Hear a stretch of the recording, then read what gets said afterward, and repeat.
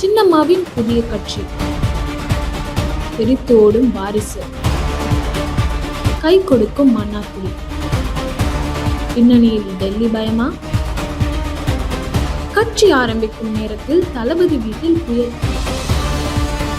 சமாதான தூது தோல்வியா?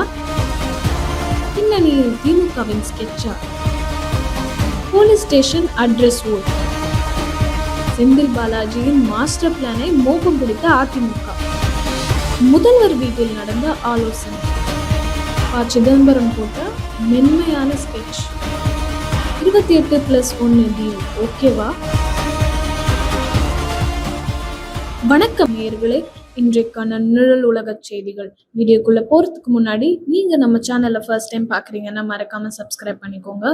கூடவே அந்த பெல் ஐக்கனையும் கிளிக் பண்ணிக்கோங்க. உங்களுடைய கேள்விகளை மறக்காம கமெண்ட் செக்ஷன்ல ஷேர் பண்ணுங்க. வாங்க வீடியோக்குள்ள போலாம். சின்னம்மாவின் புதிய கட்சி, தெரித்தோடும் வாரிசு, கை கொடுக்கும் மன்னார்குடி, பின்னணியில் டெல்லி பயமா? தமிழக அரசியலில் அடுத்த அணுகுண்டு வெடிக்க தயாராகிவிட்டது. ஆமாம், சின்னம்மா சசிகலா தனது புதிய அரசியல் பயணத்திற்காக கொடியை அறிமுகப்படுத்திவிட்டார்.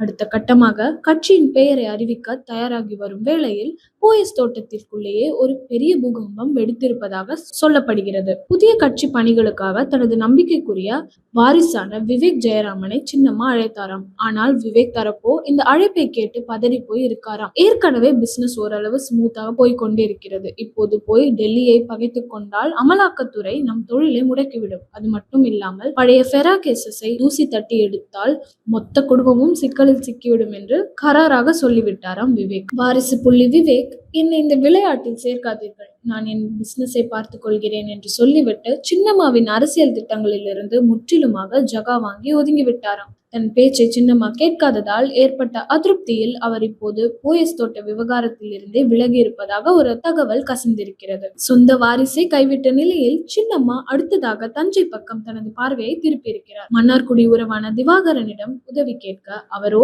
நான் இருக்கிறேன் என்று உடனடியாக பச்சை கொடி காட்டிவிட்டாராம். இப்போது திவாகரன் தரப்பு தான் கட்சியின் பெயரை தேர்தல் ஆணையத்தில் பதிவு செய்வதற்கான வேலைகளை கவனித்து வருகிறாராம். டெல்லியில் உள்ள தேர்தல் ஆணைய அலுவலகத்தில் கட்சியின் பெயரை பதிவு செய்ய தேவையான ஆவணங்கள் தயார் செய்யப்பட்டு வருகின்றன.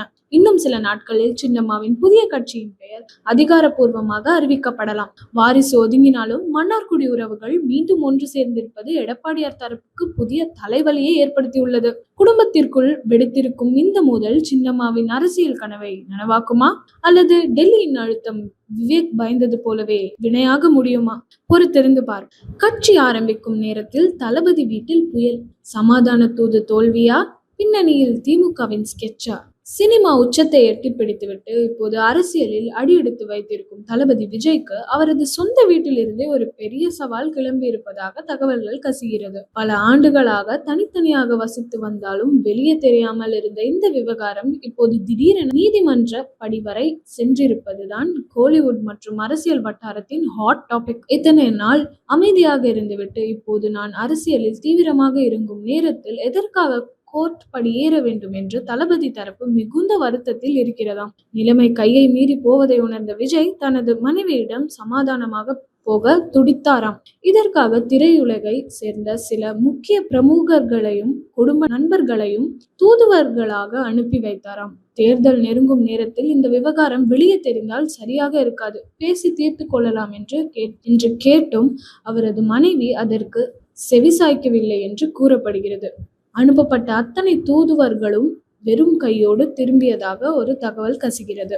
இங்குதான் ஒரு பெரிய அரசியல் திருப்பம் ஒளிந்திருக்கிறது. விஜய் தரப்பு என்ன நினைக்கிறார்கள் என்றால், இந்த விவகாரம் தானாக வெளியே வரவில்லை, இதற்கு பின்னால் ஆளுங்கட்சியான திமுகவின் ஸ்கெட்ச் இருப்பதாக அவர்கள் சந்தேகிக்கிறார்கள். குறிப்பாக பெண்கள் மத்தியில் விஜய்க்கு இருக்கும் மிகப்பெரிய செல்வாக்கை சிதைக்கவே அவரது குடும்ப விவகாரத்தை தூண்டிவிட்டு நீதிமன்றம் வரை கொண்டு சென்றிருப்பதாக ஒரு பலமான அனுமானம் நிலவுகிறது.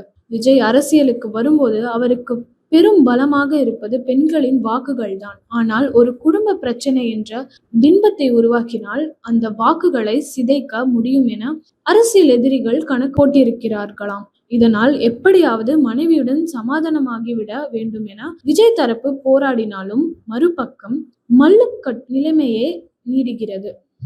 சினிமாவின் எத்தனையோ சண்டைகளை சந்தித்த தளபதி இப்போது சொந்த வாழ்க்கையை வீசும் இந்த அரசியல் காற்றை சமாளிப்பாரா, அல்லது இந்த விவகாரம் அவரது அரசியல் எதிர்காலத்தை பாதிக்குமா? பொறுத்திருந்து பார்ப்போம். Police station address out, Senthil பாலாஜியின் மாஸ்டர் பிளானை மோப்பம் பிடித்த அதிமுக, அதிரும் தேர்தல் ஆணையம். இதுவரை இல்லாத ஒரு புதிய வியூகத்தை ஆளுங்கட்சி தரப்பு கையில் எடுத்திருப்பதாக அதிமுக பகீர் புகாரை கிளப்பியுள்ளது. தமிழகத்தின் பல பகுதிகளில், குறிப்பாக ஆளுங்கட்சி சவாலான தொகுதிகளில் கீழ்மட்டத்தில் பணிபுரியும் காவலர்களை குறிவைத்து ஒரு ரகசிய வேலை நடந்திருப்பதாக சொல்லப்படுகிறது. காவல்துறையை சேர்ந்த கீழ்நிலை ஊழியர்களின் பெயர்களை அவர்கள் பணிபுரியும் காவல் நிலையம் முகவரியிலேயே வாக்காளர் பட்டியலில் சேர்த்திருப்பதாக சொல்லப்படுகிறது. இதன் பின்னணியில் அமைச்சர் செந்தில் பாலாஜியின் மூளை வேலை செய்திருப்பதாகவும் தகவல்கள் கிசுகிசுக்கின்றன. காவலர்களின் சொந்த ஊர் ஓட்டுகளை விடுத்து அவர்கள் பணிபுரியும் இடத்திலேயே தேர்தல் அட்டை வாங்கி கொடுத்து அந்த தொகுதியின் வாக்காளர் பட்டியலில் அவர்களை இணைத்திருக்கிறார்களாம். இதன் மூலம் தேர்தல் நேரத்தில் அரசு ஊழியர்கள் மற்றும் காவல்துறையினரின் வாக்குகளை சாதகமாக மாற்ற முடியும் என்பதே அந்த மாஸ்டர் பிளான். இந்த விவகாரத்தை மோப்பம் பிடித்த அதிமுகவின் மூத்த நிர்வாகி ஜெயக்குமார் மற்றும் இன்பதுரை ஆகியோர் சும்மா இருக்கவில்லை. சென்னைக்கு வந்திருந்த இந்திய தேர்தல் ஆணையத்தின் தலைமை அதிகாரியை சந்தித்து திரட்டப்பட்ட ஆதாரங்களை ஒப்படைத்துள்ளார்களாம். தமிழகம் முழுவதும் பல இடங்களில் இதுபோல முறைகேடாக வாக்காளர் சேர்க்கை நடந்துள்ளது. உடனடியாக இதை தடுத்து நிறுத்த வேண்டும் என்று அவர்கள் போர்க்கொடி தூக்கியுள்ளார்கள். அரசியல் பிரமுகர்கள் கொடுத்த இந்த புகாரை தொடர்ந்து தேர்தல் ஆணையம் ரகசிய விசாரணைக்கு உத்தரவிட்டுள்ளதாக தெரிகிறது.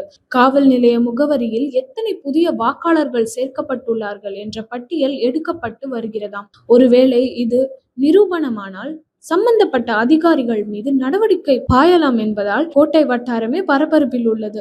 தேர்தலில் வெற்றி பெற போடப்படும் இந்த அட்ரஸ் மாற்று வியூகம் பலனளிக்குமா, அல்லது அதிமுகவின் புகாரால் செந்தில் பாலாஜியின் திட்டம் முறியடிக்கப்படுமா? பொறுத்திருந்து பார்ப்போம். முதல்வர் வீட்டில் நடந்த ஆலோசனை. ப. சிதம்பரம் போட்ட மென்மையான ஸ்கெட்ச். 28+1 டீல் ஓகேவா? தமிழக தேர்தல் களம் சூடுபிடிக்க தொடங்கி இருக்கும் இந்த வேளையில் அறிவாலயத்திற்கும் டெல்லிக்கும் இடையிலான ஹாட்லைன் பேச்சுவார்த்தைகள் சூடுபிடித்துள்ளன. முதல்வர் ஸ்டாலினை காங்கிரசின் மூத்த தலைவர் ப. சிதம்பரமும் மற்றும் செல்வ பெருந்தகையும் நேரில் சந்தித்து பேசினர்.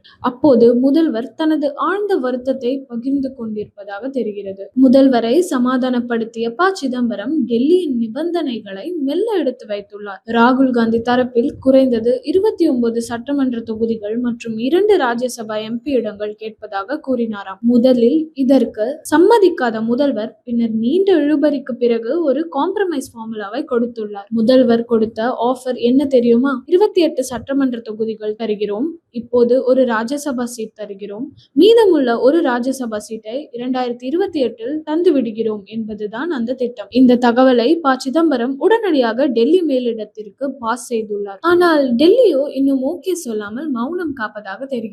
இந்த மௌனம் அறிவாலய தரப்பை சற்றே யோசிக்க வைத்துள்ளது. ஏன் இந்த அவசரம்?